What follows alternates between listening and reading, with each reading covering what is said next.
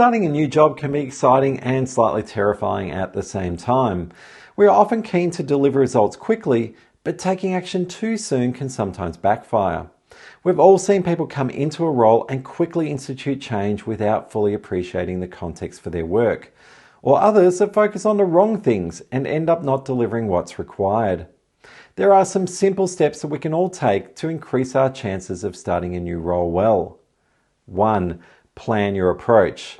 While this step seems so obvious that it's barely worth listing, it's remarkable how many people start a new role without a plan in place. I recommend having a clear plan for your first day, your first week, and your first month. During those first few weeks, you can then develop a broader 60 to 90 day plan. You can involve your manager in this planning to ensure that your objectives align with their expectations. Look at what's already in place and resist the urge to make many changes in your first few weeks until you've had a chance to meet with others. Which brings us to our next point. 2. Connect with people. You want to use the first few weeks in a new role to meet with your manager, peers, direct reports, and customers. These meetings will vary in their objectives, but the main goal is to develop a connection with people, to introduce yourself, and to find out more about them. Where possible, you should meet with people in person. Be clear about the intent of the meetings. If it's just to connect and find out more about them, then say that.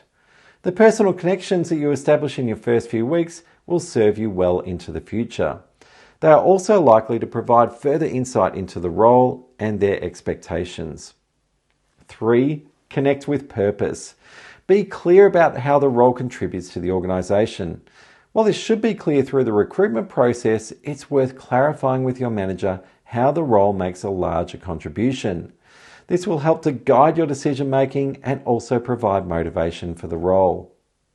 4. Determine priorities. Identify the not negotiable outcomes that need to be achieved. We've all seen people become excited about new initiatives and opportunities only to neglect the core of deliverables in their role. Once you've achieved the key elements of your role, you can then look towards other contributions. And 5. Metrics. As you transition into a new role, it's helpful to determine how to measure your progress and performance. In some roles, it's easy to identify metrics, but others can be a bit more challenging.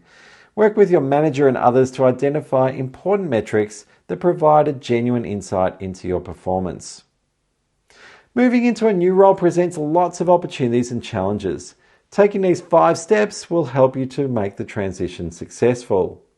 And if you're moving into a leadership role, you'll find our free leadership practices assessment and supporting videos helpful. Just check the video description for a link.